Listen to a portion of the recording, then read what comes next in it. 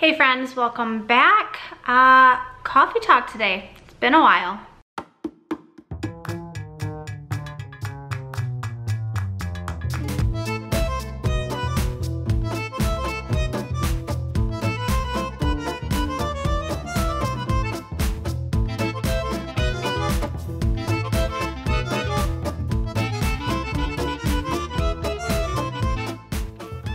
If you are new around here, I do hope that you enjoy what you see and consider hitting that red subscribe button to be a part of the family. We would love to have you.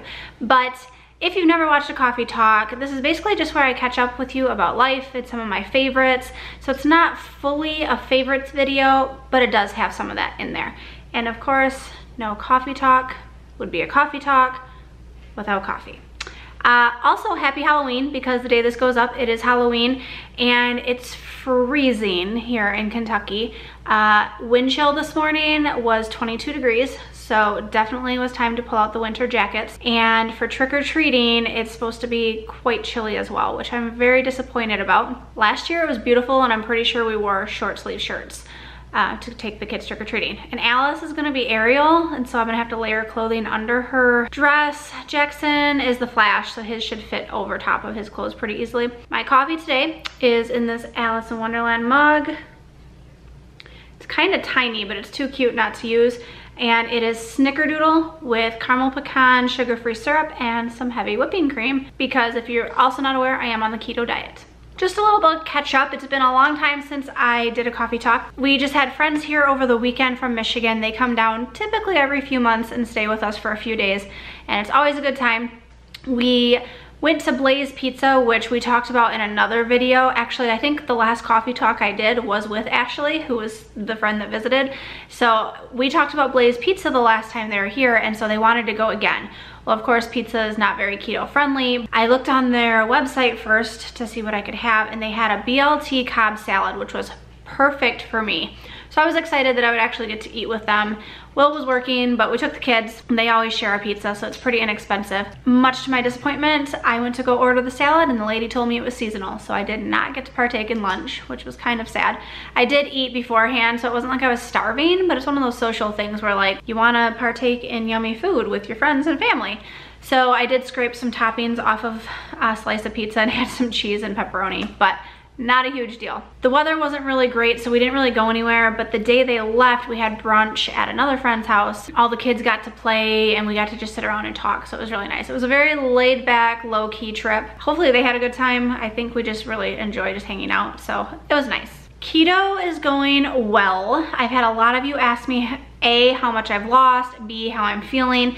I do plan on doing a full keto update soon, sometime in the month of November, so I don't want to go too into depth here. I have lost over 15 pounds. I don't know exactly just on keto because I didn't look today. I've lost almost 30 pounds since June, and I started keto in August. Between August and October, so 2 months on keto, and I've lost I think 18 pounds. So I would say it's going pretty well, and I feel fantastic, and all of my clothes are way too big. So I did have to do a little bit of shopping. A new pair of jeans and a few tops. That's a good problem to have, I guess. So keto, 2 thumbs up. If you haven't watched some of my keto what I eat in a day videos or anything like that, I'll link some down below so you can check those out as well. November came upon us very quickly. I was just telling Will when we were in the car earlier that this year has gone by super fast. Jackson, our oldest, is going to be 6 years old this month. And my parents are planning a birthday party for him and my nephew in Michigan. Jackson's birthday is a few days before Thanksgiving, and my nephew's birthday is a few days after, and so it kind of gets jumbled in with the holidays. Not as bad as those of you with Christmas birthdays. I mean, don't let me overshadow that. One of my really good friends, her birthday is on Christmas, and so she celebrates at the half-year mark. And then my sisters were born on December 17th, so I know all about that trouble from that aspect. But my parents decided that when the kids and I come up for Thanksgiving that they wanted to do a birthday party for Jackson and my nephew.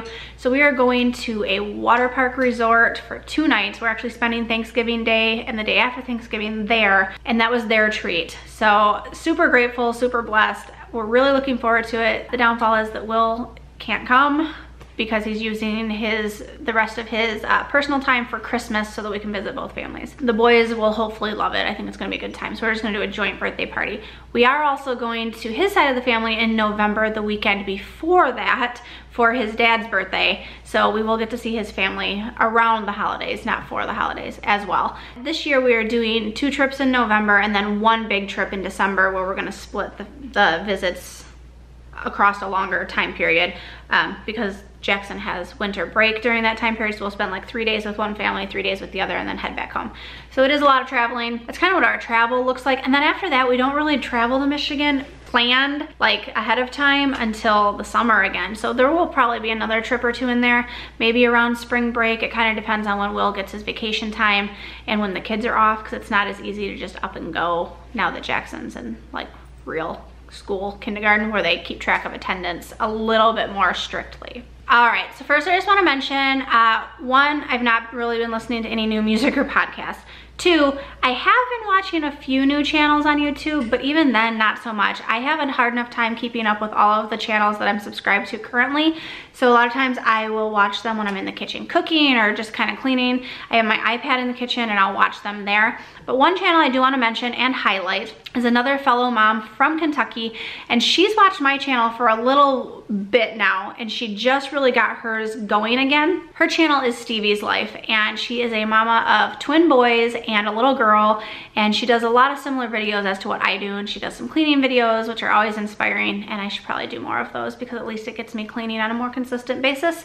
But I do want you to check out her channel and give her some love. Tell her I sent you. She's one that I have been lately kind of binging on. As soon as she uploads a video, I'm typically right on top of it to watch it and catch up. Books. I know some of you come to these videos.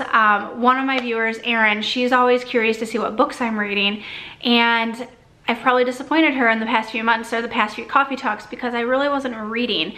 And I found the solution to that problem: audiobooks. So the last time the kids and I went to Michigan, I actually decided instead of podcasts and music that I would listen to audiobooks that I got for free from my library app, which is always good. So I have listened to, I've listened to 2 audiobooks in the past month or so, and then I'm on my 3rd one.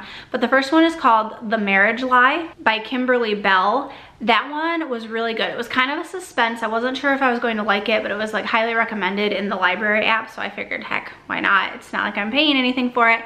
But it's about a husband and wife, and the husband gets into a plane crash, but he's going to, like, his destination was like the opposite direction as where he was supposed to be. So like he tells his wife he's going to Florida, but really the plane was headed to Washington, and she's trying to figure, throughout most of the book, she's trying to figure out what he was hiding and why he could have been on a plane heading in the opposite direction as to where he originally told her. So it was kind of, it had a few twists. It was really good. I listened to it most of the trip to Michigan and really liked it. The second book I actually heard of from Happily a Housewife, and that's another YouTube channel that I watch on and off, and she recommended the book The Woman in Cabin 10 by Ruth Ware.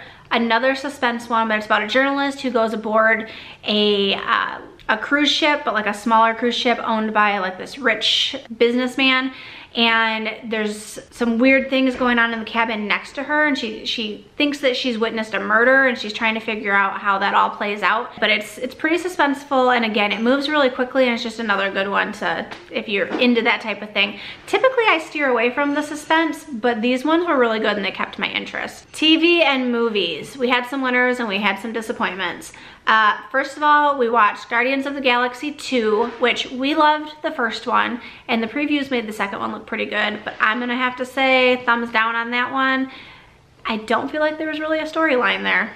The second movie, which surprised me, was Spider-Man Homecoming, and I actually really enjoyed that one. Probably because it had a little bit more Tony Stark in it, and I really enjoy him as a character. It was very amusing to me, and I typically don't care for the Spider-Man movies, and so that one caught me off guard, but it was good. Ozark on Netflix, and that was really good. That one follows like a financial advisor husband who is secretly working with, like, what is it? Not the mob.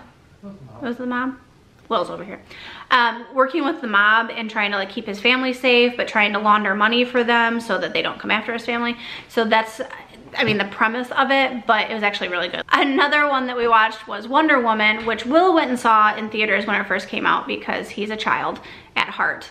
And he wants to see all the superhero movies as soon as they come out. Like DC superhero movies. That's his preference. But we did watch it here at home, and it was long. And if you've watched these before, you know I don't do long movies very well. But it was good. I still think her theme song is probably like the coolest musical theme song ever. It just like fills you with power. And another new TV show that we've been watching, I'm kind of on, but it's still interesting enough that I try to pay attention, is Mindhunter on Netflix. And that one is about FBI agents, and maybe you can come explain that one better. He's gonna make an appearance on Coffee Talk. Do not let her undersell you on this. Mindhunter is good, especially if you have an appreciation for serial killers. Do you really appreciate a serial killer? I think serial killers are fascinating. They go through and they do interviews and try and profile the minds of different serial killers, such as Ed Kemper and was it Jerry Brudos. Very, very interesting. I think we still have like 3 episodes of that left to go, but that got interrupted by Stranger Things. Yeah, so Stranger Things just started again this past weekend, and we watched like what, 3 episodes of that last night, I think. So we've started that. There's only 9 episodes on that, so we should be through that pretty quickly. But I know a lot of you are probably looking forward to that coming back. So drop me a comment down below if you are a fan of Stranger Things, or if you've watched any of the other ones that I mentioned, or if you have a suggestion for other Netflix TV shows, like newer ones maybe, or Netflix originals, or on Hulu, that we could get into. Because once we're done with Mindhunter and Stranger Things, we've got a little bit of Shameless to finish up, and then we're kind of just like searching for new things. All right, one of my favorite categories, snacks and food. Yay. Okay, so if you've watched any of my recent What We Eat in a Day videos, you will know that I am somewhat obsessed with the Blue Rock Stars. These are the no sugar, 0 carbs, etc. So for keto, this is somewhat a safe drink, and I know that many of you are just gonna be like, no, energy drinks are not a safe drink, but I don't wanna debate. This is just, it helps me get through my life, okay? It's kind of like coffee, but not. The second snack I've really been obsessed with, our Costco just started selling the Kirkland brand of seaweed snacks, which is super exciting because this right here, even if I ate the entire pack, which this is 5 servings in it, it's some of the bigger ones. This is just the sea salt. Even if I ate the entire pack, it's only 100 calories and it's got 0 grams of carbs because it's got fiber in it. So this satisfies my salty, like crunchy craving when I can't have, because I used to go towards like tortilla chips and salsa or chips and dip if I wanted something salty crunchy, but this has been satisfying that. So these seaweed snacks at Costco, it came in like a 10 or a 12 pack for $7 or $8. So a pretty good price when you're talking seaweed snacks, plus they're organic. And the last snack, also from Costco, is these double stuffed olives, which these are the super mammoth green olives stuffed with garlic and jalapeno. These also satisfy like my salty craving. I will typically have about 2 or 3 of these with like some cheese and salami and a hard-boiled egg and a little bit of almonds for a lunch. And believe it or not, that holds me over throughout the entire afternoon just because of the high fat content and the protein, and it just satiates me. But these are super good if you like green olives. Heading into the last little category on here, kind of like my favorites or new products that I've tried. I mentioned that I got some new clothes because I lost weight, but the actual reason I went into the store that day was because they were having a 1-day flash sale on Bearpaw boots, which are kind of like Uggs and typically like around $100 a pair. I am loving my Bearpaws. So these are super warm. I've never owned a pair of these or a pair of Uggs or anything fancy, but I got them for like $32 or $36, and so I figured it would be a nice boot for the winter and through the fall, because it does get cold here and we don't get too much snow, so I don't have to worry about walking through like a foot of snow in them, but it'll keep my feet warm when I'm doing like school drop off and pickups and stuff. And I just thought it would be nice because the only other boots I have are like dressier ones that are good to wear like if you're going out like and want to look nicer, rather than having the mom look of yoga pants and Bearpaws. Another product that we are really liking is our Amazon Echo Dots, which I made a video on, or a vlog on when we got them, which I'll link. But we got 3 of the Echo Dots, so they're the smaller ones. And we have one in our living room, one in our bedroom, and one in the kids' room so that we can play music, play games. I mean, it was kind of a frivolous purchase, but we're really loving them and we use them all the time. Even the kids, the one in their bedroom, we have it read them bedtime stories at night. They can listen to music in their bedroom where we don't have to listen to the kids' music downstairs.